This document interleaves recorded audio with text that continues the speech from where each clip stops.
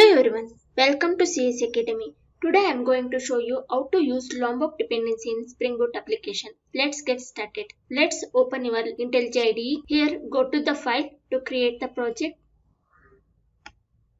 Go to the new and click on project. Here you need to select the Spring Initializer and then click on next. Here you need to give the group ID and artifact ID. I will give the group ID as com.example and the artifact ID as demo Lombok. Select the Java version as 8. Type is Maven, language as Java and packaging is jar. If you want to give any description you can give here.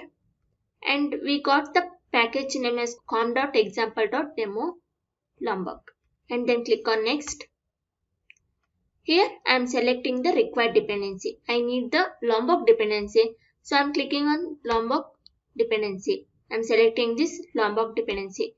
Look at here, we will get the list of dependency what we selected for this project. If you want any other dependencies, you can search here and select the required dependencies. And then click on next and then click on finish. I got our project. Inside the SRC folder, I will be having the main folder. Inside this, there is a Java and resource folder. Inside the Java folder, there is one package called com.example.demo Lombok. Inside this, we will be getting the one class. This class contains the main method. To use the Lombok dependency, first we need to add this Lombok dependency inside this pom.xml file. I added while creating the project itself. That's why no need to add again. If you didn't add it while creating the project, then you will get this dependency in the Maven repository. Go to the Chrome.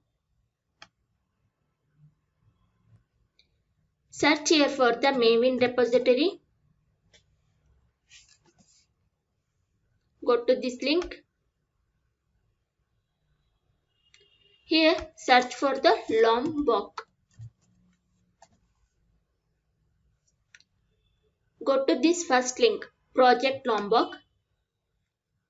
Here you will be getting many different versions. I will go to the first one. Look at here. This is the Lombok dependency. If you didn't add it while creating the project, then you can add this. You need to click on copy and paste on this pom.xml file. I won't paste here because I had it before itself. Now I will go to this package com.example.demo Lombok package. In this package, I will create one more class. I will give this class name as student. Inside this class, I will create few variables. Private int id.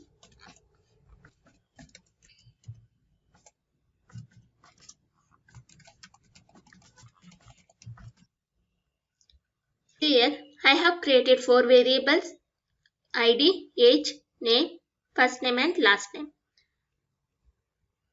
To use this variable outside of this class, we need to use the getters and setter. To give the value for this variable, we need the setter method, and to read or fetch the value of this variable, we need the getter method. In IntelliJ, we can create the getters and setter in a shortcut. We need to go to this generate and we will be having the option to create only getters, setters or getters and setters and toString methods and constructor as well. But if you are using the Lombok dependency, then no need to create the getters and setters. It will avoid the boilerplate code. You just need to mention the @getter annotation to get the getters method, and you need to give the @set to use the setter methods. And if you want the toString method, then you need to give the toString annotation. Only this annotation will give us the getters and setters methods. No need of writing the code. it will reduce the boilerplate code. Okay. Now I will show you how to use these getters and setters in the outside of the class. Means how can we fetch? Look, we are not finding the getters and setter method here. We can't see the methods. How we will get to know that we having the methods? Now I will show you.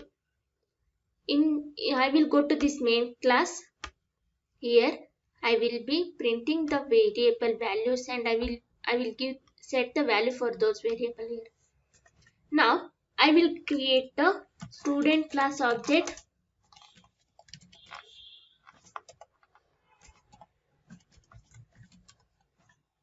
Now I can set the value for this student dot age, student dot id, student dot id. I will set the id as 100 and I need to give the first name of the student first name of the student I will give as Sachin, last name of the student as Tendulkar, and the age of the student as 25. That's it. Now I set the value for those variable. If you want to fetch the values, we need to use the getters method. Here we have one more annotation. To print the values of the variable or to display any messages on the console, we will be using the system.out.println method, right? In the Lombok dependency, we will get the log method using @slf4j annotation. slf4j annotation, we can use the log class. Log is a class. Using the log, we can use the info method, debug method, error method. Log.info will give the messages on the console as well as on the log files. If you use print method, system.out.println, we will be getting the messages only on the console. If you want the messages on the log as well, then we need to use the log.info. I will use that log.info. I will give as the student ID has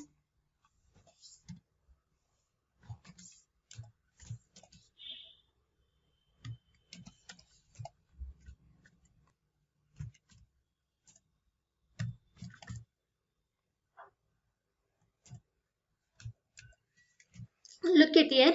I am printing the messages on the console. I am printing the age, a name of the student and the age. Now save the file, save the project, and I will run this project. Look at here. I am getting the output here. Student ID as 100, name as Sachin Tendulkar, and the age of the student as 25. And I also gave toString method on the top of the student class, right? I am showing how it will work. Log.info.student data.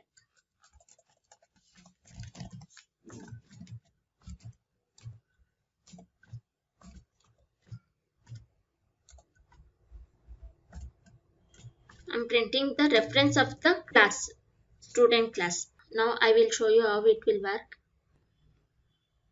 Look at here. Due to the toString annotation on the top of the student class, if I print the reference of the student, I will be getting all the variables in the form of key value pair.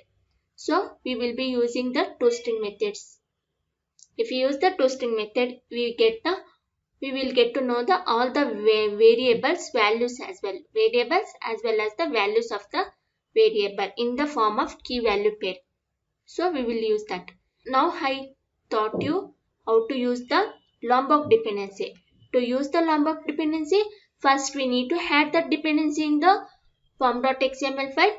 Using Lombok dependency, we will be getting the getter, @getter annotation, @setter, @toString, and as well as @no argument constructor. This as well we will get in this Lombok. but I am not using that now currently. And then we can use the @SLF4j annotation using the Lombok dependency. Due to this @SLF4j annotation, we can write the logs on the console as well as on the log files. We will get these logs using the @SLF4j. Now we got to know that how to use the Lombok dependency and what is the use of Lombok dependency. How we can utilize the Lombok dependency in a Spring Boot application. If you like this video, please hit the like button and subscribe to my YouTube channel. Thank you for watching. Have a nice day.